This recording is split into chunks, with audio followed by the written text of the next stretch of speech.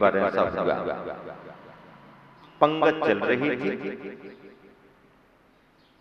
और सार्वजनिक गांव की पंगत थी, सभी तरह के लोग भोजन में बैठे थे। सामान सब परोसा गया, सब्जी के नाम पर आलू परोसने के लिए व्यक्ति आया, परोसता जा रहा है, तैयार है, भगोने में लेकर के आया, बड़े अच्छे तरीके से परसना है। और जिसके सामने पहुंचा तो उसने पूछा क्या है, तो कहने लगा आलू की सब्जी है, अभी अभी ताजी ताजी बनी है। तो कहने लगा भैया हमारा तो आलू का त्याग है। क्या कहने लगा? आलू का त्याग है। तो बाजू में उसका परिचित दोस्त बैठा था, वो आलू खाता था, उसने तो आलू ले लिया। अब उसने आलू ले लिया, खाना शुरू किया और इसने कह दिया कि भैया हमारा तो आलू का त्याग है। तो उसने मजाक की, बोले अरे सुन, आलू का त्याग है ना तेरा? हाँ आलू का त्याग है। तो बोले ऐसा कर, आलू मत ले, आलू आलू का झोल ले ले, झोल झोल, सब्जी का पानी पानी ले ले। आलू का त्याग है ना, आलू का झोल झोल ले लो।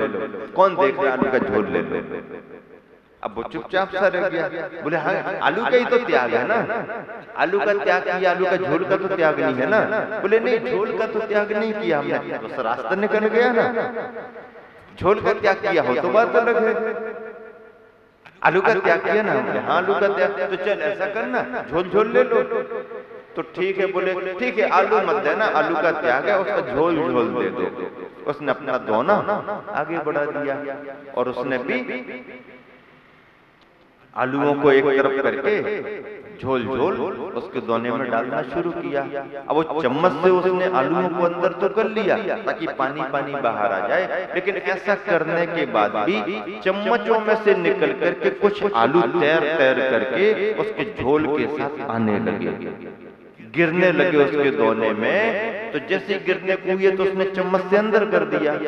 तो कहने लगा भैया आप दे तो रहे हो झोल और मैंने आलू का त्याग कर दिया है, और झोल देते समय यदि कोई आलू अपनी मर्जी से आ रहे हैं ना, हमने तो मांगा नहीं और आप देना भी नहीं चाहते, झोल दे रहे। अब यदि कोई आलू अपनी मर्जी से आ रहे हैं तो आप तो जाने दो ना, मना क्यों कर रहे हैं? इसका मतलब क्या हो गया? त्याग तो उसने दिखाने के नाम पर कर दिया, पर उसकी आसक्ति अभी कम नहीं हुई। और ऐसे आसक्त लोगों का जीवन कितनी परेशानियों से गुजरता है।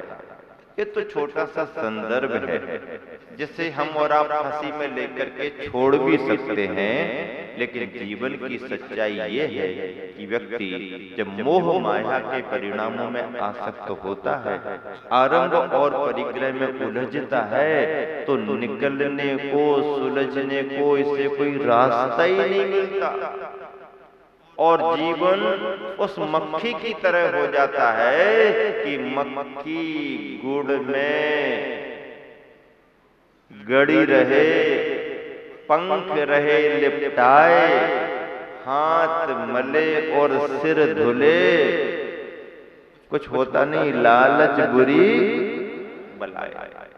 मक्खी की स्थिति देखो, एक बार यदि गीलेपन में चली गई, पंखों में गीलापन लग गया, यदि गुड़ उसके पंख में चिपक गया तो मक्खी कितना भी प्रयास करे, हाथ मले और सिर धुले, कुछ होने वाला नहीं, जीवन समाप्त हो जाता है। मकड़ी अपनी सुरक्षा के लिए जिस जाले को बुनती है, अंततः वही उसका सुरक्षा का जाला उसकी मौत का कारण बनता है।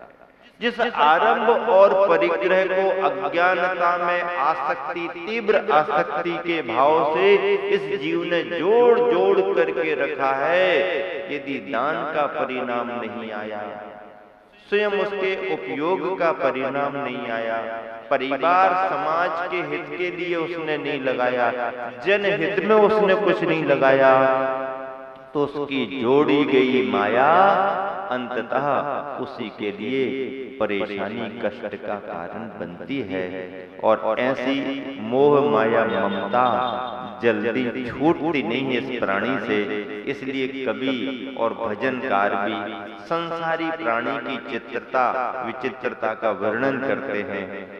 भजन लिखने वाले कवि गोविंद दास जी बुंदेलखंड के हुए और उन्होंने बुंदेलखंडी शब्दों को लेकर के स्वयं अपने पर घटाते हुए संसारी प्राणी का चित्रण किया है। स्पष्ट शब्दों में लिखा, बेबाक लिखा, जो जीवन में घटित होता है चाहे स्वीकार करो चाहे ना स्वीकार करो, कोई भाग्यवान पुण्यवान हो जिनके साथ ऐसा घटित ना हो तो अच्छी बात है, लेकिन संसारी सामान्य प्राणियों के साथ तो जो घटित हो रहा है उसका चित्रण उन्होंने बहुत अच्छे तरीके से काव्यात्मक किया है। लिखा है, जब ममता दिन दिन होत सवाई, सवाई हो रही है ममता, मोह माया की स्थिति, आसक्ति की भावना जिसे ममता कहा गया है। ममता ममत्व का भाव, आसक्ति का भाव। जब ममता दिन दिन होत सवाई, मिथ्यामति की जाई। मिथ्यामति अज्ञानता से उत्पन्न हुई है, ज्ञान की परिणति थोड़ी है, ये अज्ञानता की परिणति है। जब ममता दिन दिन होत सवाई, मिथ्यामति की जाई। 100 से सहस, 100 से हजार पर पहुंचा, 100 से सहस, सहस से लाखन, और लाख की बड़ी दहाई। अब लाख में भी और बढ़ा दिया, दिन दिन दूनी होन लगी फिर, दिन दिन दूनी होन लगी फिर, तो भी शांति नहीं आई, तो भी तो शांति नहीं आई। जब ममता दिन दिन होत सवाई, बचपन गयो जवानी कड़ गई, बचपन गयो जवानी कड़ गई, फिर भी समझ न आई। बचपन गयो जवानी कड़ गई, फिर भी समझ न आई। बूढ़ो भयो कान भय बहरे, बूढ़ो भयो वृद्ध हो गया, कान भय बहरे, कैसे हो गए कान, कान भय बहरे, और नैन की ज्योति गंवाई, आंखों में से भी देखने की शक्ति समाप्त, नैन की ज्योति गंवाई। जब ममता दिन दिन होत सवाई, नाक झिरे झिर नाकी नाई। अब नाक की स्थिति का बनी बटरफॉल, इसको बटरफॉल नहीं कहते क्या, झरना। अब वही नेचुरल झरना होते क्या, जिसे देखने जाते हैं घूमने जाते हैं, नहीं। झरना तो बुढ़ापे में अपनी नाक में भी आ जाता है। तो नाक बहे झिरने की नाई, और गले में जम गई काई, खकार, कफ बढ़ गया। नाक झरे झिरने की नाई, और गले में जम गई काई। और मुंह की स्थिति क्या बनी, मुंह में से बत्ती से ही भग गए, बत्ती से ही दांत भग गए, यानी निकल गए। मुख में से, मुंह में से बत्ती से ही भग गए, और किले की बन गई खाई। अब ये किला है ना, किला बंद, कोई अंदर नहीं आ सकता। तो मुख में से बत्ती से ही भग गए, किले की बन गई खाई। जब ममता दिन दिन होत सवाई, भाई बंधु को पूछत नैया, भाई बंधु कोई पूछत नैया। और अब कभी लिख रहे हैं, पढ़ना ही पड़ेगा, लिखा है तो बताना ही पड़ेगा। भाई बंधु को पूछत नैया, और क्या लिख रहे विद्वान, कि मन में गुर्राए लुगाई। लुगाई श्रीमती, हिंदी में बुंदेलखंडी में, अब राजस्थानी में भी तो लोग लुगाई कहते हैं ना। तो क्या कह रहा है कभी कह रहा है कि भाई बंधु को पूछत नहीं और मन में गुर्राए। गुर्राए समझते ना?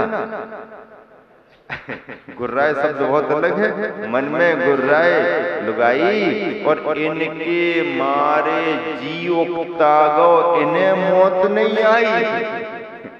जब ममता दिन दिन हो, कितनी ईमानदारी से कवि ने लिखा है, बेवाक अपनी बात।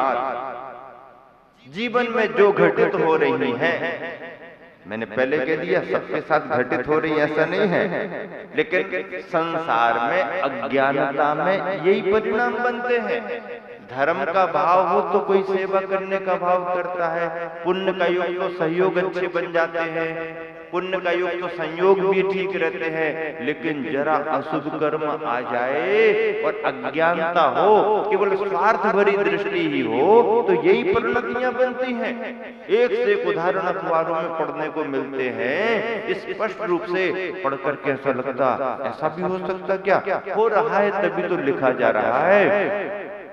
और क्या कहते हैं? मिथ्या मति विपरीत बुद्धि भई, मिथ्या मति विपरीत बुद्धि भई, निज हित करी सफाई, और हीरा सो जो नरभव खोके, कुएं में ढूंढे पाई। कुआ के अंदर अब कहाँ पैसा गिर गया, दाम गिर गया, उसमें पाई ढूंढने को लगा हुआ है। झूठे जग की ममता में तो काल अनंत गमाई, झूठे जग की ममता में तो काल अनंत गमाई, अजऊ चेत जाओ तुम गोविंद। संबोधन कभी अपने को दे रहा है, अजऊ चेत जाओ तुम गोविंद, जिनवर मिलो सहाई। जिनेंद्र भगवान जैसे सहायता करने वाले तुम्हें मिल गए हैं, जब ममता दिन दिन होत सबाई, मिथ्या मति की जाई, मिथ्या बुद्धि से, अज्ञानता से ये निकल करके आई हुई है ममता। ममता का परिणाम मोह आसक्ति के रूप में होता है। ऐसे मोह से, आसक्ति से बच करके अनासक्ति का भाव, उदासीनता का भाव और जीवन में संयम धारण करने के रूप में विरक्ति का भाव। विरक्ति के भाव का मतलब ये है कि संकल्प पूर्वक असंयम का त्याग, संकल्प पूर्वक पापों का त्याग। उदासीनता में संकल्प पूर्वक त्याग नहीं है, लेकिन उसमें अत्यधिक रुचि, अत्यधिक आसक्ति नहीं होना, उस कार्य में ये अनासक्ति का भाव, उदासीनता का भाव है। लेकिन विरक्ति में त्याग करना पड़ता है, और जो संकल्प पूर्वक त्याग किया जाता है वो विरक्ति मानी जाती है। आज के दिन आसक्ति, अनासक्ति और विरक्ति जैसे इन तीन भावों को लेकर के जो संदर्भ आपके बीच में रखे, मैं बार बार चक्रवर्ती भरत के जीवन को याद करता हूँ। आप देखिए चक्रवर्ती भरत ने अपने जीवन को कितना आदर्शमय बनाया, कैसे कैसे संदर्भ उसके जीवन में घटित हुए। चक्रवर्ती भरत इतने सब वैभव में रहने के बावजूद भी अपने तत्व ज्ञान के बल पर अर्थ और परमार्थ के महत्व को समझते हुए उसमें अंतर करते हुए 6 खंड का अधिपति होकर के भी, हालांकि कई चक्रवर्ती तो अपनी अज्ञानता से ऐसे विषयासक्त हुए जिनमें 2 के उदाहरण तो आश्चर्य करने वाले हैं। ब्रह्मदत्त और सुभौम चक्रवर्ती जैसा पद प्राप्त कर लिया, सामान्य पुण्य की बात नहीं है, लेकिन वहां जाकर के भी उसके अपने जीव का पूर्व का संस्कार कुछ ऐसा प्रेरित कर गया कि चक्रवर्तियों का निधन हुआ उसी असंयम अवस्था में, और 2 चक्रवर्ती मरण करके नरक को गए। 2 चक्रवर्तियों को नरक हो गया। सलाह का पुरुष हैं, महापुरुषों में आए, फिर भी उनका कोई अशुभ कर्म सत्ता में ऐसा रहा, मोह कर्म की तीव्रता उनके जीवन से कुछ ऐसी जुड़ी कि अपनी अज्ञानता के कारण, सम्यक दर्शन छोड़ देने के कारण, सम्यक दर्शन छूट जाने के कारण वह दोनों चक्रवर्ती पाप के प्रभाव से नरकों में चले गए। दो चक्रवर्ती मुनि तो बन गए, लेकिन उनका उपादान शुद्धोपयोग की भूमिका के रूप में उत्कृष्टता में इतना नहीं जागा कि वो केवल ज्ञान प्राप्त कर पाए, निर्वाण को प्राप्त कर पाए। मुनि बने लेकिन निर्वाण प्राप्त नहीं किया तो स्वर्ग चले गए। अगले भवों में निर्वाण निश्चित होगा। नरक में जाने वाले चक्रवर्ती भी अगले भवों में निकट भव्य हैं, इसलिए मोक्ष प्राप्त करेंगे, लेकिन उसी भव से दो चक्रवर्ती नरक चले गए। मुनि बनने के बाद भी दो चक्रवर्तियों को मोक्ष नहीं हुआ। 8 चक्रवर्ती विषयासक्ति से बचे, मोह माया का परित्याग करके मुनि बने, दीक्षा ली, भेदाभेद रत्नत्रय का पालन किया, केवल ज्ञान भी पाया और निर्वाण को भी प्राप्त हुए। भरत चक्रवर्ती के संदर्भ में आता है कि जिस समय वह राजपाट करते थे तो ऐसा नहीं है कि वह धर्म का कार्य छोड़ देते थे, नहीं, धर्म के कार्यों को उन्होंने हमेशा प्रधानता दी। पुत्र रत्न के समाचार मिलने पर भी, चक्र रत्न के समाचार मिलने पर भी महत्व उन्होंने किसको दिया? उन्होंने आदेश जारी किया कि चक्र रत्न और पुत्र रत्न तो ये सब संसार के ही प्रतीक हैं, भगवान को केवल ज्ञान हुआ है। केवल ज्ञान बार बार नहीं होता है, परम मोक्ष पुरुषार्थ का फल माना जाता है। और यदि केवल ज्ञान प्राप्त हुआ है तो ऐसे केवल ज्ञानी अरहंत भगवान की पूजा करने के लिए हम सभी ठाट बाट से चलेंगे। चक्रवर्ती का आदेश पाकर के सभी जन अयोध्या नगरी से भगवान की पूजा करने के लिए प्रस्थान करते हैं। चक्रवर्ती जैसा महापुरुष भगवान की पूजा कर रहा है, अभिषेक के समय अभिषेक करता है। जिस समय आदिनाथ भगवान को निर्वाण होने की स्थिति बनी, चक्रवर्ती ने अयोध्या का राजपाट उतने दिनों को छोड़ दिया और लगातार 14 दिन तक अष्टापद कैलाश पर्वत पर रह करके चक्रवर्ती ने तीर्थंकर आदिनाथ की पूजा की।